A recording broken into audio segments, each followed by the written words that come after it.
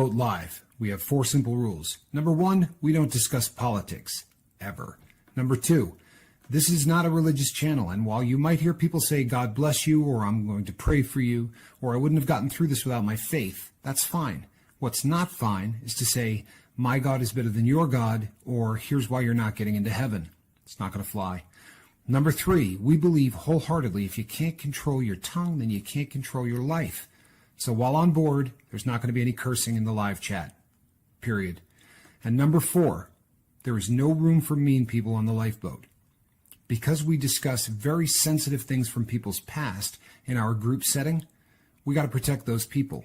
The only way they feel confident and comfortable discussing those things is in an environment that is free of trolls and mean people. So if you're a mean person or you're a troll, we're going to block you for life. And if your account happens to be less than 24 hours old, we're probably a little suspicious right from the word go. Why? Well, because there are people in this world who enjoy being cruel solely for the sake of being cruel. It's not going to fly here. But if you're here because you're trying to get sober and live your best life, then you might find that the lifeboat is just that, a lifeboat. I'm Captain Tommy Scoville, and we will see you on deck.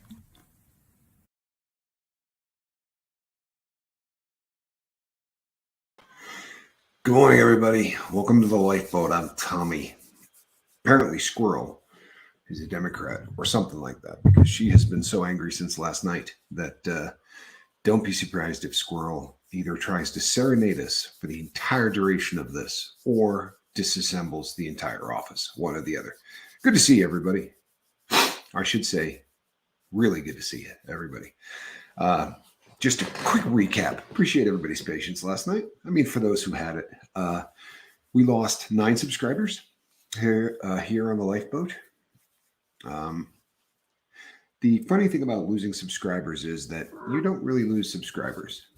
They continue to watch because you don't lose the view count that you normally get. What you do lose instead is you lose the number on the subscribers because they want me to know that they're angry at me, but usually they still stick around and because they like you guys.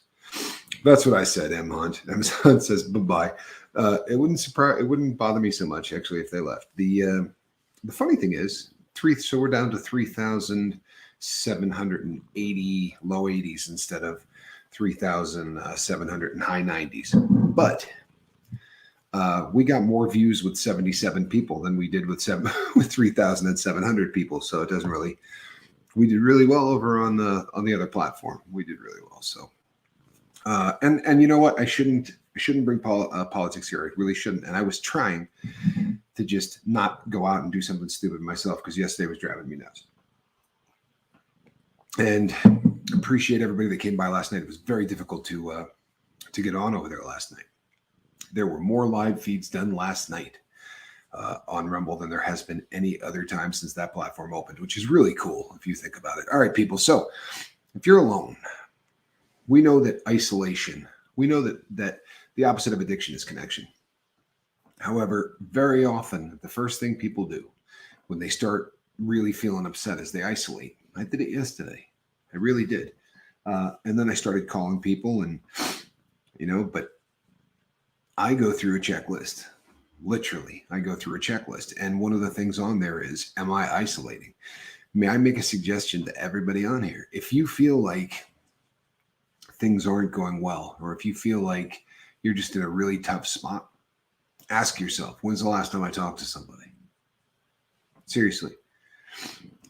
As much as this should be intuitive, it's counterintuitive. We feel like, you know what? I don't want to bother people. I got cat hair all over me. I don't want to bother people. You know how many times I get an email from someone that says, I really didn't want to bother you. I'm so sorry for bothering you. I know you're busy. I would say 80% of emails start off by saying, I'm so sorry to bother you. The opposite of addiction is connection. If there's nobody else to email about what is going on, then send me an email and stop apologizing for it. It's cat hair hell. But if I don't do this, she's going to take apart. Last night, she sat on the keyboard in the middle of of an operation I was doing and erased probably 45 minutes of work. So I would rather that she doesn't get into the I'm going to destroy this mode. So if I have to deal with a little bit of cat hair, and here it starts. She's going to knock one thing after another off of a desk. Honestly, I think she might just be a Democrat. So, oh man, you'll hear it. One of the unusual things about this disease is that, well, there's several really unusual things about this disease, and I've been highlighting some of them lately. One of them, obviously, is that this is the only disease that makes you believe you don't have a disease, right? It also makes you believe that you are the only person in the world who has ever felt what you're going through. It makes you feel as if you are damaged goods, and for that reason, the rest of the world is normal and you're not. And I talk to people every single day who have drug problems or alcohol problems. And the other thing that is amazing to me is how often they will say something like, well, I know there's a lot of people out there that suffer from the same thing, but not like I do. Everybody believes that their addiction is different. It's more virulent. It's somehow unique from every other person who has an addiction. That mindset makes us do the one thing that we really cannot do if we want to get healthy, and that's isolate. Now, some of the things that happen to us as addicts lead us to believe that we need to. But that's a mindset that you have to break out of if you're going to stay sober and be a happy individual. And what I mean by that is when we've talked to people our entire lives about our problems, they don't want to hear it. They really don't.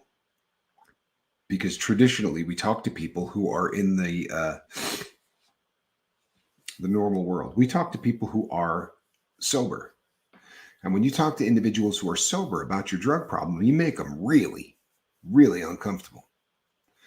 If you say, you know what, I literally am feeling like I'm going to die if I don't go out and start, consuming alcohol, or I feel absolutely alone, and you start getting into it. And we say some very extreme things. First of all, you know what? Let's do this. Charlie, good to see you. Life of Dennis Brace, how are you? Tim, good to see you. M. Hunt. Scoob must have got a new phone because she's here. Ultra MAGA, a demo cat. M. Hunt thought the same thing. A couple of smart people, full of hope. Good to see you, my friend. Full of hope's not mad at me. We also picked up a bunch of subscribers on the other platform too. So, and the reason that the cactus is starting to do this number is because Squirrel has actually got two paws up on the camera. I mean, on the light that lights the green screen. Hey, come on, Democrat. Man, oh man. I've said this many times before. You will never read a book called The Vlogger's Cat. You will also never read a book called The Watchmaker's Cat, because cats make vlogging or working on watches really difficult. Really, really difficult. Was just listening to your vid from last night. Well, good to see you, Mr. Wolf. Apparently you still showed back up after that video, which is good. As I was telling the audience earlier, we lost about 9 subscribers to that. And it's funny because those individuals will send me emails telling me whatever is going on in their life, whatever it is. And it can be hurtful or sad or anything. And, they don't start with, hey, Cat, I'm gonna be talking about this. So if it triggers you in any way, maybe you should stop reading this email. But if I start working through something, I can even say, hey, you know what? You might want to bail on this because I'm going to have to work through some stuff that, I'm sorry. I didn't want to do this today. I really didn't. I love this. The key, the cat. Yeah, the cat is, Squirrel's great. She did try to take down the green screen today. I mean, she's Hobotographer. Good to see you. Hobotographer sent me some really cool shots that I was actually going to try to use as the backdrop, but I think I'm going to need him in a different format. I'm not exactly sure how to get it from there to here. Really beautiful. That has got skill with a camera. Makes a lot of sense that photographer is in the man's name because he's got the hang of it. The keys can't. Yeah, too bad for that 9. And you know what? Here's the thing. That 9 will show up. That 9 will show up and they will listen to everything that needs to be said here. It honestly is a discipline for the host. That's what it is. It's how dare you? I'm going to unsubscribe. Truth be told, people, the subscriber count will keep me from eating really foul fish. And as much as I want to help as many people as I possibly can, there are other places I'm going to try to find more people because this platform is going to stop that. And that's okay. It really is. That's okay. I can't talk about what's got me down lately. You know what, Scoob? You can ask for help without talking exactly about what's going on with you. You know, there are times where we just have to say, I'm really going through something. You know what? When I tell you that this cat is a menace, this cat is a menace. You gotta admit, though, she's pretty cute. This is what I go through when trying to repair a watch. I'm not even kidding you. Yeah, Scoob, you know, you do not have to, you don't have to. She's going to try to jump onto the shirt from Star Trek. Please don't do that, Squirrel. Please don't do that. Please don't do that. There you go. You don't have to always come full, completely out with whatever's bothering you. And I think that that's probably that's probably something that a lot of people feel like, you know what, my problem's way too personal. There are problems that you really do need to find somebody that can listen.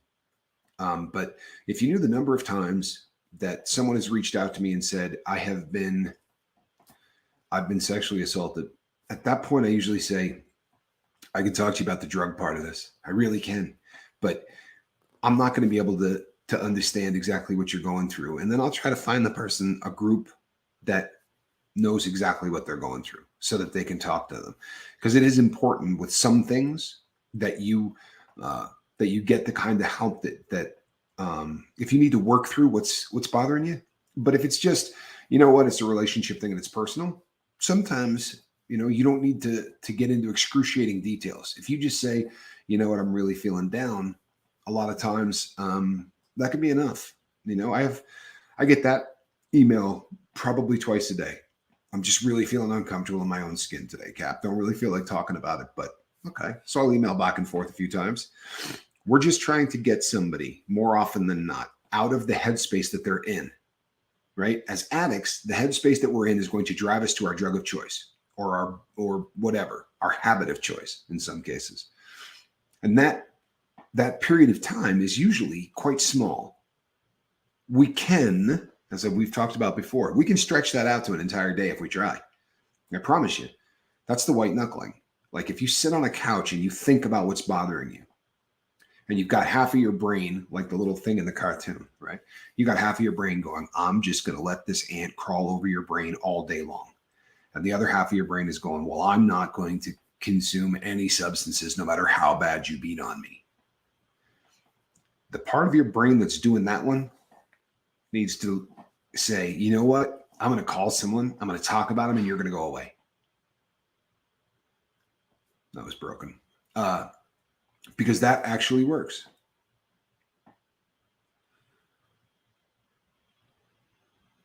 I went to the official therapist about abuse. She laughed, then apologized. I never went back. If I went to a therapist and told them that I had been abused and they laughed at me, I would open hand them in the head so hard that I would be the last patient they ever did that to. And you really got to wonder, nice squirrel, you really got to wonder what that person got into that line of work for. Seriously, what is wrong with a human being that could laugh at something like that? That's disturbing. That's disturbing. I hate to think that there are people out there in any line of work. If you said, I talked to a longshoreman, you know, and they laughed about abuse, I would be disturbed. But to say that you talked to someone in therapy that did it, it's just enough to make you sick. It honestly is. Hey, he's a good cat. Come on, get in the basket and sit there. Good girl. No, not going to have it? No, not going to have it. I'm telling you, she's been hell on wheels since about 1 a.m. Yeah, I know she's fond of me, but boy, oh boy. See, and if you only if you only saw like 10 lifeboats, you would have no idea that this cat, you would think that is the mellowest animal in the whole world. Every single time I see her, she's asleep. But this time of the morning, she usually likes to hunt in the garage. Except this morning is really cold, and I think she probably went out there and thought, I don't like the way this concrete feels on my toes. Your uncle's a longshoreman. You know what? You don't even hear that term much anymore. You know, now they have different names for him. That cat let me talk about Dad. You know what? My cat's the same way, Tom. I think probably all cats are the same way. Christopher Cooper, I appreciate that, and so does she. She really is a beautiful cat. She really is. And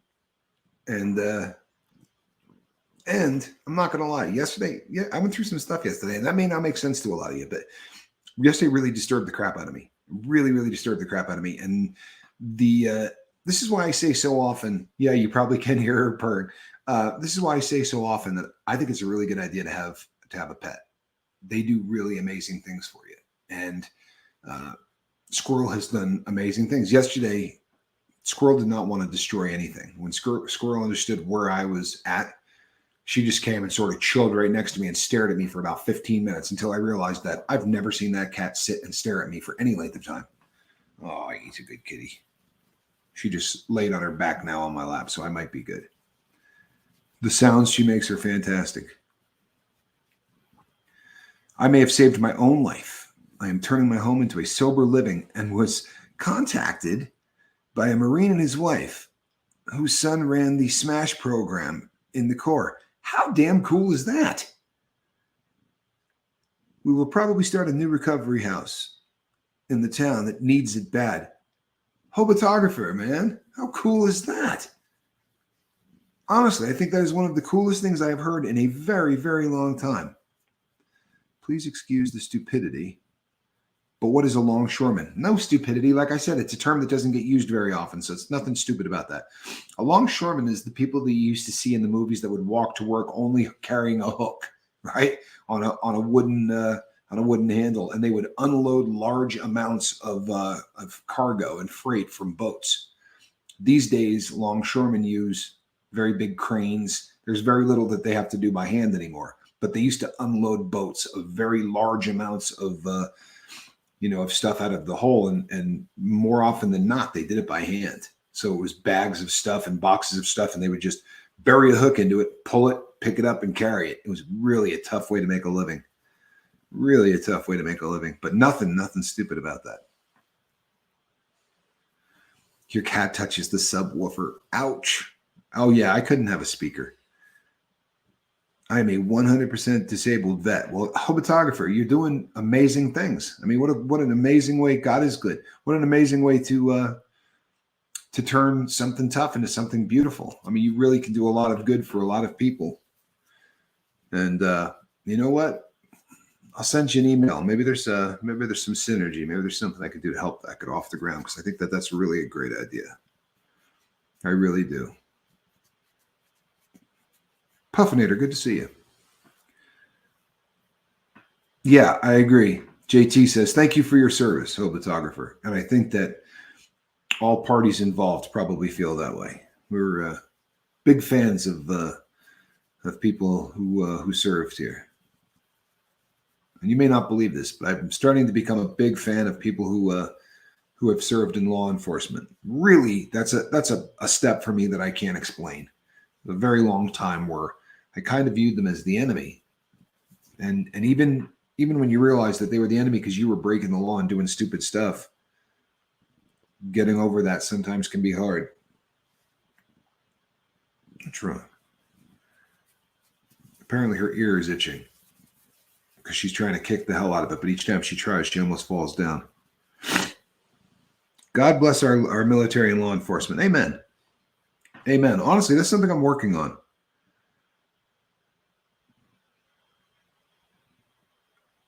I don't know what that is, John Doe, but that kind of speaker. But I'm guessing that they're a little bit more fragile.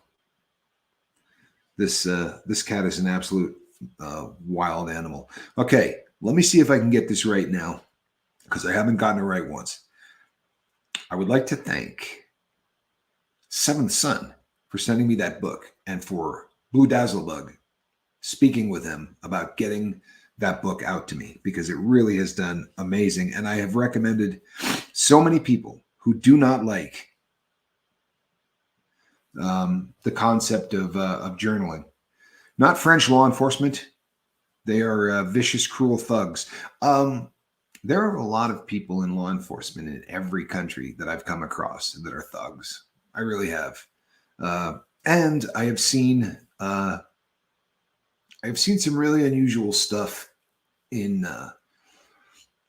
people that work inside the prison system. There are people in there that are the kindest people I've ever met, for real. And then I have met people in there that are just sick SOBs who take that job because they want to make people's lives hell. But I think that's panel type with fabric. Gotcha. Yeah. Yeah, they will shred that. It's going to look like a Motorhead concert. I don't know if you get that reference. I saw Motorhead a long time ago, and the fabric on the front of the speakers was blowing like this by the end of it, like it was shredded and just blowing out over the audience. It was one of the most unbelievable things I've ever seen. What format would you like those pics? Hobotographer, I am not a bright man. Let me try to explain this to everybody so that people get this. I'm not exaggerating when I tell you that I really developed the ability to speak because there was nothing else I could do, right? So computers have always really made me feel like I'm far less than intelligent, right? And then I took off and disappeared for about 10 years while they were really changing into something that was user-friendly. But they're only user-friendly if somebody, has the ability to show you how to do it. And technology has really kind of waved bye-bye to me, even when people try to help me, and there are a lot who do. There's plenty of people that have tried to help me. I'm just now getting to the point where I can get a live stream up and running without really screwing it up. Like the format that we're doing right now is new to the lifeboat, new as in the last maybe 40 or 50 videos. And to think that I went 700 some odd live streams without ever going through a streaming service is incredible. It really is, because going live through YouTube, you have a really good chance of losing the stream. The one of the things that going through this type of platform that I'm doing right now does is they watch everything, right? So if you start to look like you're losing something, and I don't know what the hell it is because I'm not bright enough, but they make adjustments throughout the entire feed to make sure that you don't lose the feed. And I went live without that for 700 videos. And then finally I got to the point where I realized that with Mark doing his thing, I needed to be able to figure out how to do this. And Mark did a lot to help me. He's a really good dude. And some other people did as well. Christopher Cooper says, I love the backdrop. I hope to visit the USA one day. Well, you know what? When you do, you look us up because we would love to see you. And to be real honest, that's where I'm going to be. So this, the reason that I'm using this backdrop is because this is where I'm going. I'm going to the Southwest. That's where I'm moving to once the house sells. I very much want a warmer and drier climate.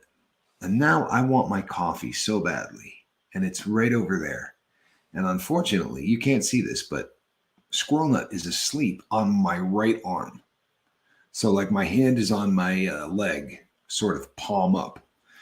And she is asleep in that palm, which means I got to reach an incredible distance to get my coffee across her and through the filming. So there's a really good chance I won't be drinking my coffee until the end of this broadcast. I really wish you could see how cute this cat is right now. Now, as soon as I said that, her eyes opened. She's, I am moving to Arizona.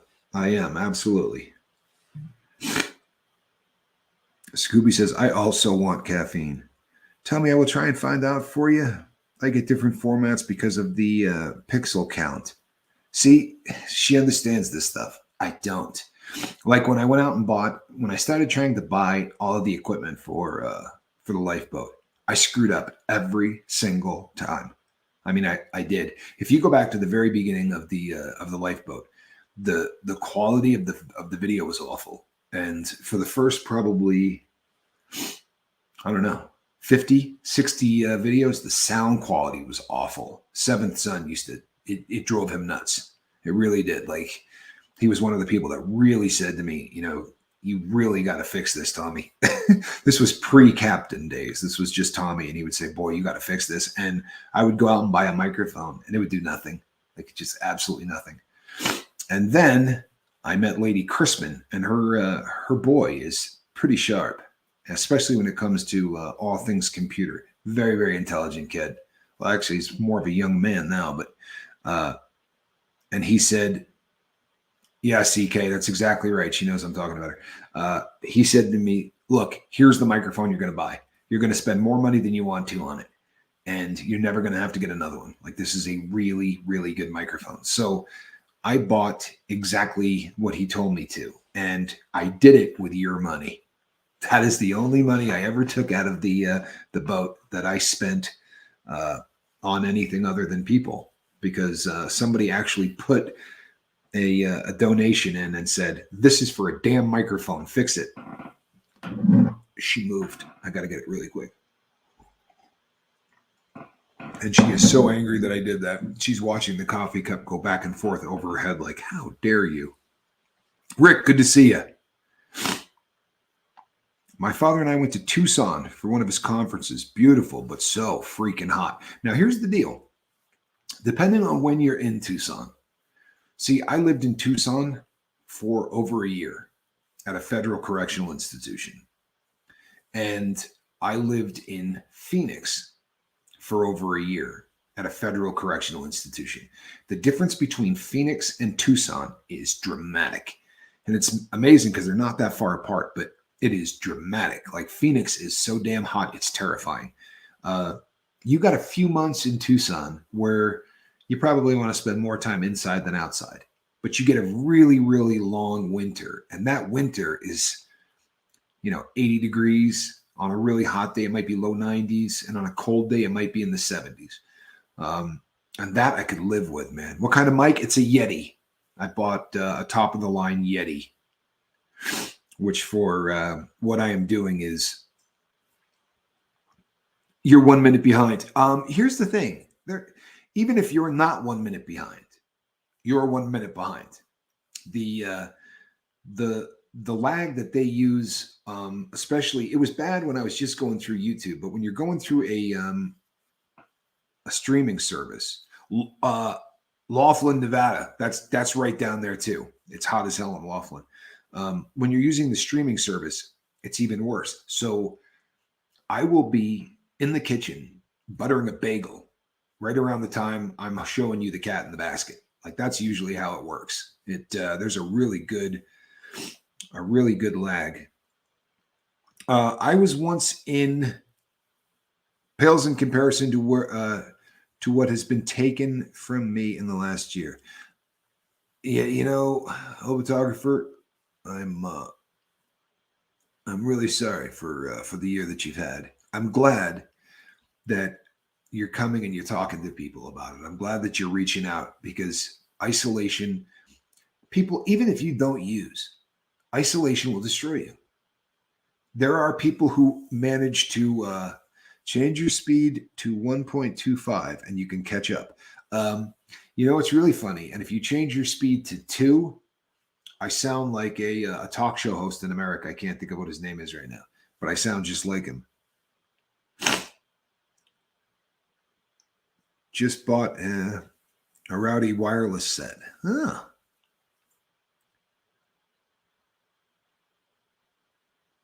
Lag to the sensor bots can catch stuff. That may as well be French. I love you, Blue. That may as well be French. I truly have absolutely no idea what that means. I know it is probably computer stuff, but I have absolutely no. So the bots can catch stuff. Oh, I got you. The lag is to make sure that that I'm not offending anybody, which is really funny because I offend people constantly.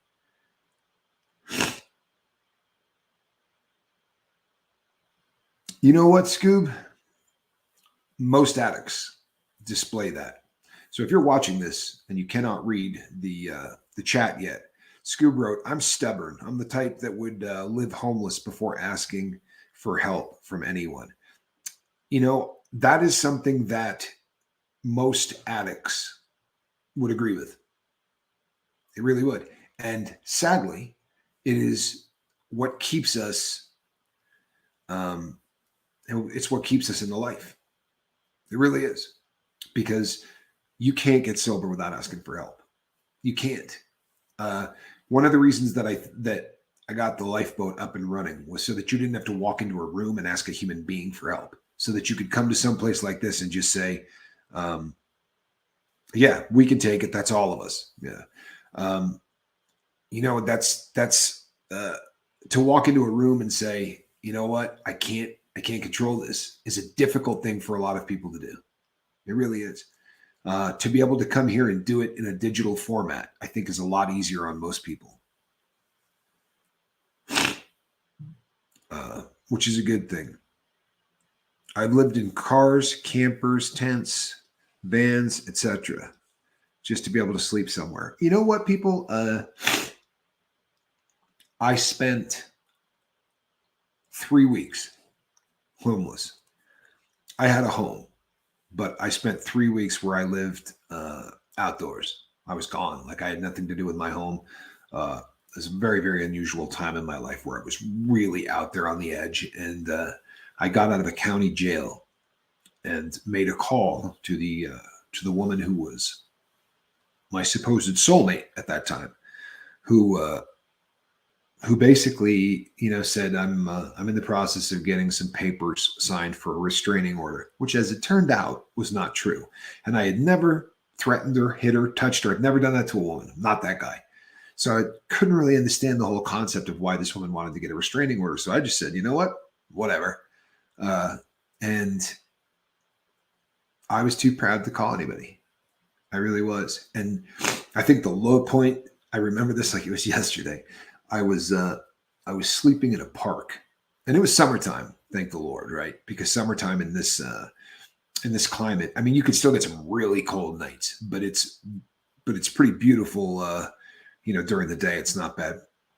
I fell asleep in a park, and I just got comfortable, and I was like, I can sleep like this. This is no big deal. I took off the light coat that I had, and I made a pillow out of it.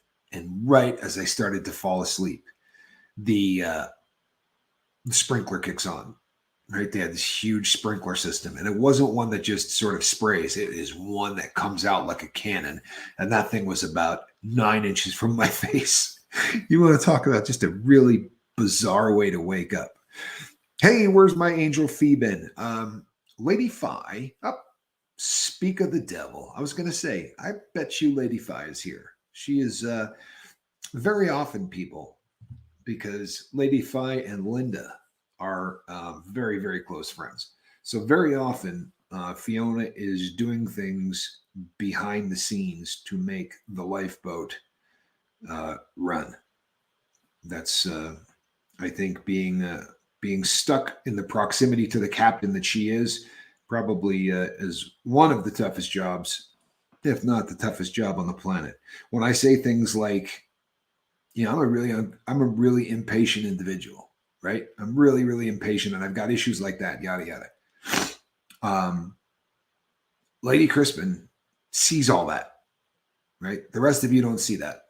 Lady Crispin gets stuck watching the worst parts of Captain Tommy, which is really kind of unfortunate.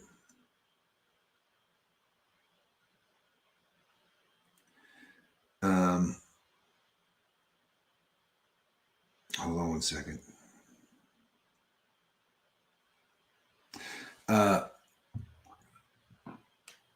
Yeah, she doing housework.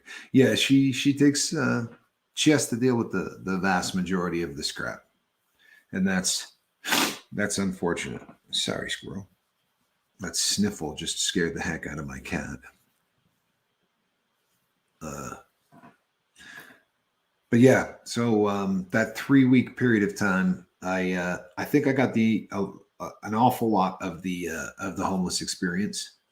I was shooting a ton of dope at the time, and the guy that I walked out of jail with, we got released at the exact same time, was a heroin addict, and he was homeless. But he said to me, "I have a stash in town."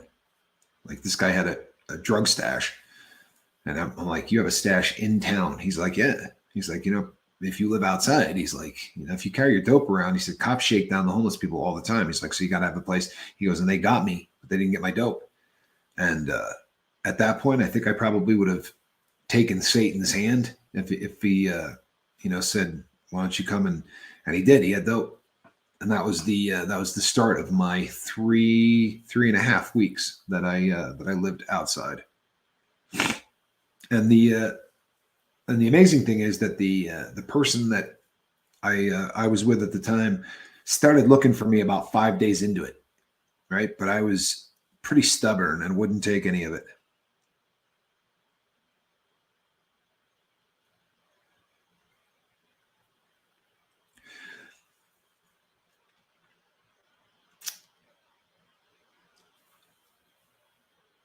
Do me a favor. Scoop and full of hope. I will send messages to the both of you when I leave here. People, let me explain why I do this. I have no problem whatsoever with either of these people, and I have no problem whatsoever with whatever is going to happen between these two people. Right? I think it's probably beautiful. But the reason I tell people to always send me an email or whatever is because of this. Any given time, when you see 20 people, 22 people in the live chat, there's going to be 3 or 4 of them that aren't saying a word, right? And when we've got 50 people in the live chat, there's going to be 20 of them that are not saying a word. And there are people here who come to the lifeboat who have absolutely no desire to get sober. They have absolutely no desire to better their life. Half of them don't live in the place that they say they live. Half of them are not the person that they have a picture of up, right? There are people who literally hunt down kind people for a living, and we've been hammered by them before. Over a year ago, we really got hammered, and in the very, very beginning of the lifeboat, somebody came to me, and they had a problem with a child that needed surgery. And this was not a lie. This individual needed help, and it was for the child. And they said, can I put up a GoFundMe page? And I was like, yeah, of course I will do that. And between the time I said that and the time I went to do it, people who are considerably smarter than me said, you put up a GoFundMe in your chat, you're done. It will be everything you do for the rest of the time that you're on, because how are you going to tell the next person no? And how are you going to determine which person you should tell no? How can you do anything like that? And you know what? I was pissed. I'll be really honest with you. I was pissed. I liked the idea of the lifeboat being a place where people could help one another. And where it gets bad is it opens up the door for so many people to do. And I'm not worried about either of the people that are talking right now. I really am not. But it opens up the door for really bad things to happen. And I get to be the dick, for lack of a better way to put it, right? I have to be the ass. And it costs me. It costs me friends. It costs me subscribers. It costs reputation, because when somebody leaves, they will say things about me that you wouldn't believe. Yeah, you know what? If we keep it out of the chat, you know what? People, and it happens every day, believe it or not. It happens all the time that people reach out and say, this is what's going on, and this is my situation. And very often we're able to make something happen. Haven't had a cigarette in days. Good for you, Scoob. Good for you.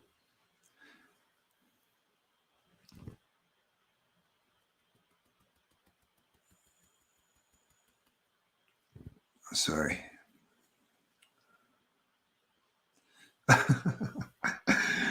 home photographer said that for a long period of time, it was the girl at last call that he was able to. I was guilty of that for a period of time too. When I say that I was homeless, I meant there was 21 days where I lived outside. There was 17 or 18 months of my life where I couch surfed or met somebody at a bar or a club, but I saved up cash over the course of that 18 months. It was sort of a plan. I was actually working, but the town that I was living in, I lived in a town that paid stupid money. They paid the hourly wage when the hourly wage in America was like $5.60 an hour or something. You could get a Joe job in this town for about 22.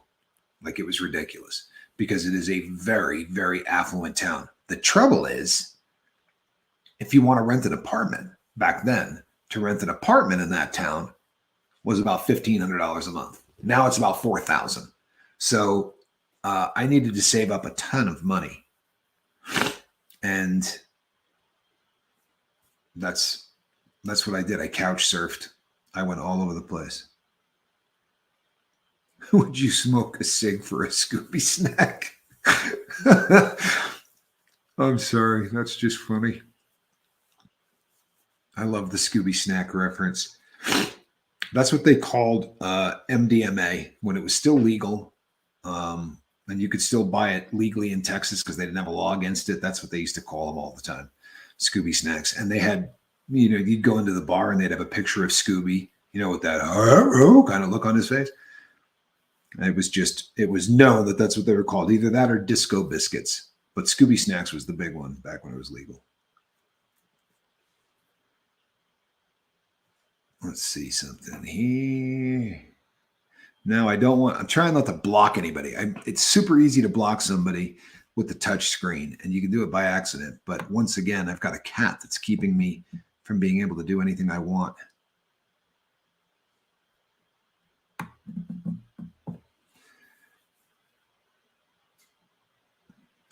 Rick Smith says, great, Scoob. They say you make it 4 days and it starts getting much easier.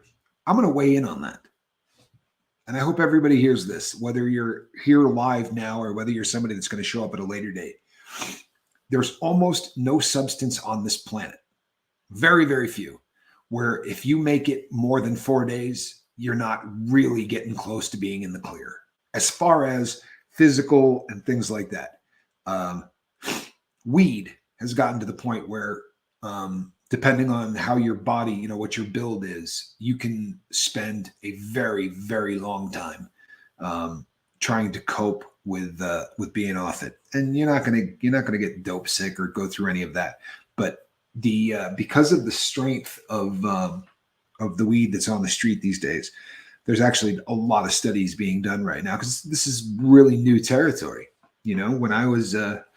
When I was growing up, I think THC for most pot was about 7%.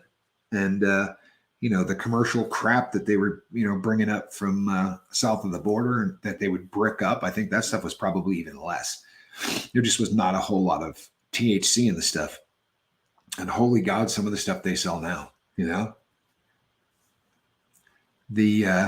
got an email from somebody the other day that said, when was the last time that you used anything like weed? And I don't know if I've told this story on here before, but when I was in Sheridan, Oregon, at the prison there was a guy that was getting stuff in through his significant other. She would come to visiting and see him, and when you first come, you're allowed one kiss when they get there and one kiss when they leave, and they watch it very, very closely to make sure that you're not swapping more than spit. This guy had a very clever way. His wife would cut the top off of a Snickers bar, not this way, but cut a square out of it. Gently lift that out, hollow out the entire inside of the Snickers bar, and put balloons in it. And the balloons would be full of drugs. Then she would put the top back on the Snickers bar, hit it with a blowtorch, and stick it in the freezer so it would look perfect. And then she would put it back into the Snickers sleeve and glue it. And then that would go up her sleeve. And when she would walk in, you walk in and the cops are there, and you're waiting probably 20 minutes for your visitor, the convict, to show up. And at that time, everybody goes up to the machines and buys food, because there's a ton of machines, because you're going to be there for 5 hours. You can eat microwave food or whatever. And she would buy a ton of food, and then reaching in to those things that you push open in a vending machine for the last one, she would drop that thing out of her shirt sleeve, pick it up, and then you bring all of that up and show it to the officer. And they're not picking it up and messing with it. They just want to see everything on the plate. So he would go in and eat everything. And the last thing he would eat would be that candy bar. To make a long story short, what he was bringing in was substances that he could sell for a lot of money. But most of them were things like meth or opiates. They're always trying to find stuff that people get addicted to, right? Because that's where you're going to make the most money, is on the more addictive substances. But it was right around Christmas, and the guy brought in, his wife brought in dabs, that wax stuff. And so this guy gives some to another inmate who owes me a ton of money. And the guy says, I don't have your cash. It was right around Christmas, right? I'm like, I need that money. And he said, but I got this. And he dropped it on the desk, and I looked at it and went, the hell is that? You know what I mean? Never seen anything like it. The wax thing was just starting to really sort of get popular on the street. I had no idea what this was. And he's like, it's wax. And I'm like, and I assume wax is a drug. And he's like, yeah, now it's wrapped in plastic really tight. So I'm not smelling it or anything else. Like when you cut that plastic open, you'd know what the hell it was. But he's like, yeah, it's just a concentrate of weed. So I had a guy that lived near me. So I went to his cell because he was really into that was his thing. And I said to him, hey, you know what wax is? And his eyes just got all big. He's like, why? I said, because I've got some. And I showed him the ball of it. I'm like, what's something this big worth? And he was like, about $500. I was like, huh? So by the time I got rid of most of it, I was left with a decent sized ball of this crap. So I said to him, hey, you can have this. I gave it to my neighbor. And he said, no, you got to, you got to do this with me. I said, man, I just don't have any desire to do that. Like, I really don't. And he's like, man, it's just weed, you're going to have fun. I promise. And we had just made what looked like a chimney and a fireplace, right? So that Santa could come down, right? So Santa had a place to go. We had just, like, using paper and drawing, we had made a little fireplace in his cell. And we actually had some presents and stuff put up around. We were trying to make this Christmas as much as we possibly could. So we made a small pipe, and he said to me, don't take more than 2 or 3 hits, because this stuff is really strong. Suffice to say, I took his advice, and only did 3 hits, and I was miserable.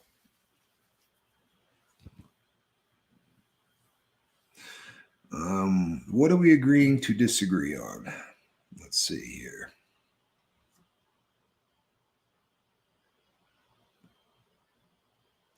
Let's see here.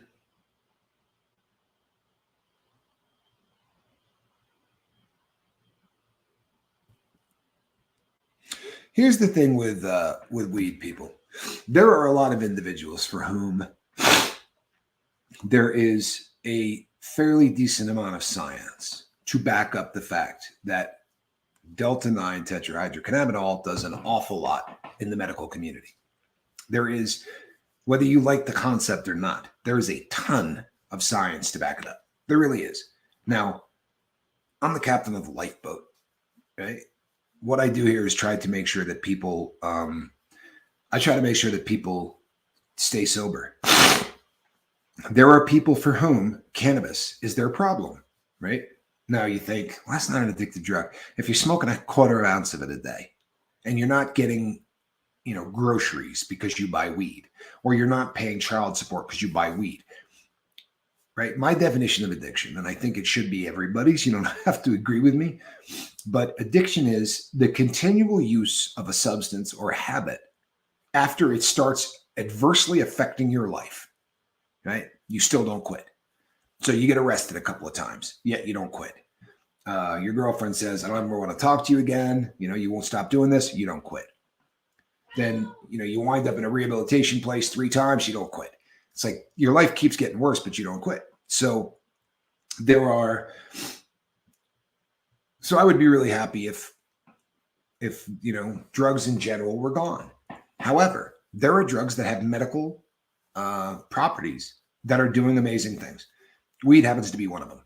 Whether you want to believe that or not, there's just a lot of science to back it up. Psilocybin, the active ingredient in mushrooms, they're doing unbelievable research with this, and it's really doing some great stuff for people. Ketamine. Now, I've done a decent amount of ketamine in my life, and it's a rugged drug, and I would not want to see anybody doing it. However, they're doing amazing things with ketamine. In almost all of these situations, there is a professional involved, right? Like you read these things about how they say psilocybin really helps people sort of get their mind back in shape after something really traumatic. And then jackwagons go out and buy a quarter ounce of mushrooms, eat them, watch TV, and think maybe something good will happen. And that is just really not how it goes down, right? What usually happens with psilocybin treatments are you're going to do 4 of them over the course of a year. And there's somebody that comes in and you spend almost a month getting ready for the first one. You have sessions that you talk and you work through exactly what it is you're going to be trying to cope with and deal with. And so there is a process to all of these, like the ketamine. They're doing really, really small amounts of it, and they're getting it into the person in a very specified way. And it requires a professional to do this. Ibogaine, right, from the iboga plant. A lot of really great research being done with ibogaine. But again, if you just buy ibogaine and try to do it yourself, you're probably going to be in some trouble, right? It's not going to get the effect that you want to get. And so it's, we got to be careful when we state facts, because one person, there are a lot of people who, I don't want to get into any arguments with anybody. I really don't. Here's what it boils down to. If cannabis is helping you, fan-freaking-tastic. I'm happy for you. I really am. And I mean that. I hope you really understand that I mean that. If it's one of those things that is helping for you, that's great. My hat's off to you. But if it's something that you struggle with, and somebody says, you know what, I struggle with this, then let's have the decency to just maybe change the subject, right? The last thing that we want to do on the lifeboat is is to glorify anything that someone else is trying to quit, right? I did a show on fungus, on mushrooms, and I didn't run into a lot of people that had an issue with that because it's not really a street drug. There's nobody out there saying, yeah, I've done mushrooms every day for the last 7 months, right? And the amount of stuff that the amount of research that's been done that says that microdosing is really doing some amazing stuff for people. There just is nothing.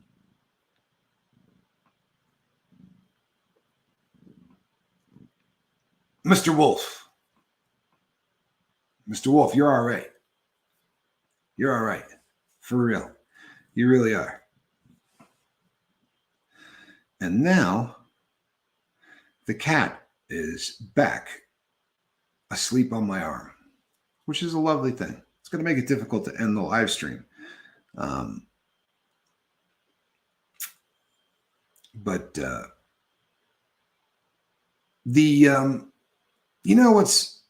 what's a bummer is this.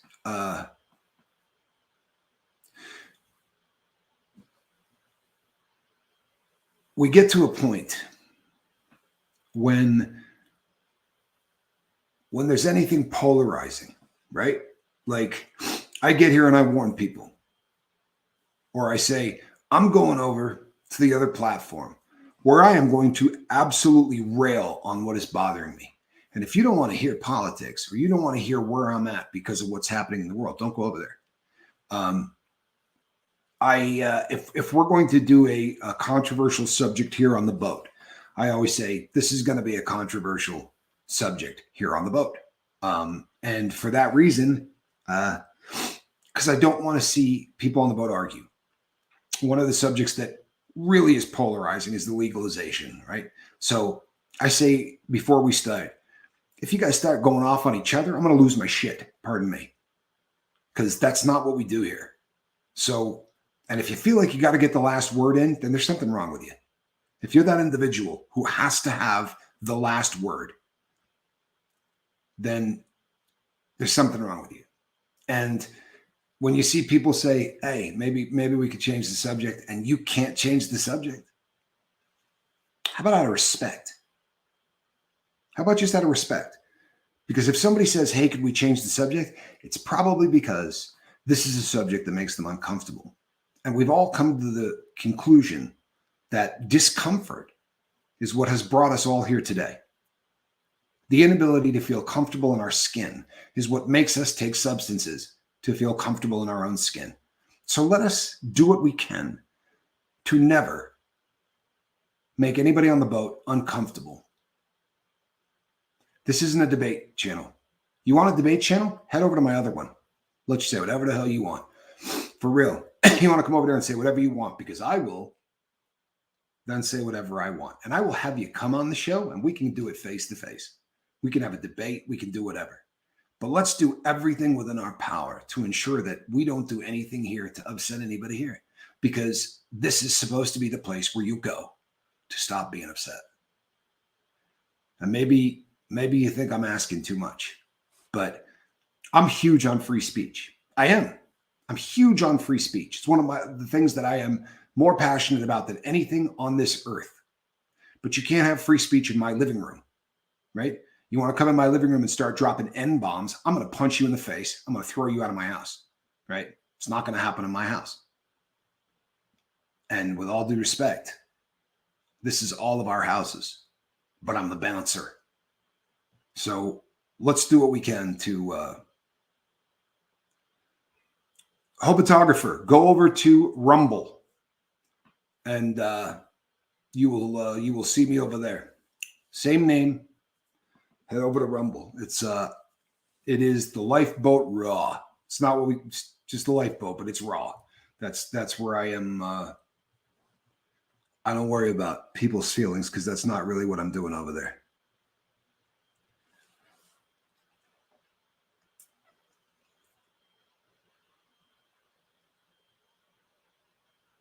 Yeah.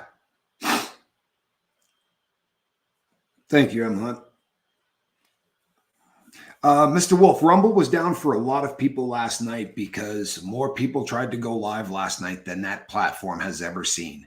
And they're where YouTube was 14 years ago, for real. The size of their platform right now and how they're growing and everything else. And one of the issues was they cut a deal with YouTube. So now if I want to go live on YouTube, I can go live on YouTube and Rumble at the same time. I can also film something on YouTube and have it download onto Rumble. So you got 10 million downloads that are trying to come in from YouTube at the same time that you've got 10 million people trying to go live. You could do that, no problem at all, on YouTube. On Rumble, there's a really good chance that's going to shut the thing down or make it very difficult for some people to get on. If you're having a hard time getting on, back out. If you're doing it through an app, back out, go through a search engine. Because very often it's that the app gets overloaded, right? So anytime you're having, that's on any platform, but absolutely on that. If you are on Rumble and you say, I can't find the live chat, don't go the way you went. Go to Bing or the G word and type in Rumble, and then look me up.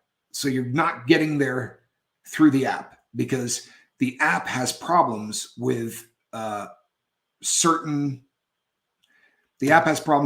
platforms, like Apple, and the app might not work, or certain phones with the app might not work. Might not work in the way that you're not going to see that there's a live feed, and they're ironing this stuff out. And I'll tell you something, I'll put up with a whole lot of crap to be able to say whatever I want. And I will put up with a whole lot of crap for there not to be an algorithm. The algorithm just makes sure that they don't allow us to get our message to the people we would like to get our message to. They'll decide who sees our message. That's what the algorithm does. It's not about how far it sends you or promotes you or anything else. It is literally just meant to stifle free speech. And if you go someplace that doesn't have one, it's a shock. You know, for instance, the show that I did here last night with a base of subscribers of 3,700 and 3,700 and something, right? Close to 3,800. I got more views with 70 people. And it took 4 tries to get the feed up, which means a great number of the people that would have watched it, who knew where I was, bailed before they got that chance. They may go back today or whatever. But when the feed was over, when I got off that feed, 200 people had watched it live. That's happened 3 times on YouTube in the entire time we've been here. And we got over 3,000 subscribers. It just, you know, it's a beautiful thing to be over there. It really is.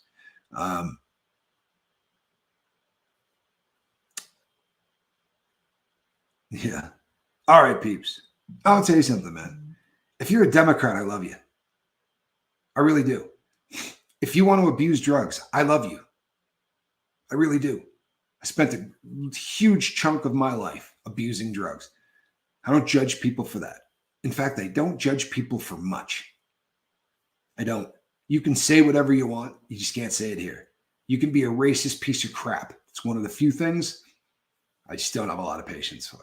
Doesn't mean I'm going to argue with you. It just means that you're not going to be a part of my life. You know, and there's a couple of things like that. If you're cruel for the sake of being cruel, I don't want to have anything to do with you. And the beautiful thing is, I got a button for that. But when we come here, I want everybody to do everything within their power to get along. Plain and simple, man. Plain and simple. Everybody needs to be able to get along. That's why we built this place. Right?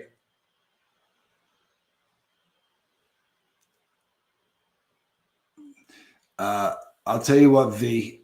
You head on over to Rumble and say whatever the hell you want. All right? That is the free speech platform.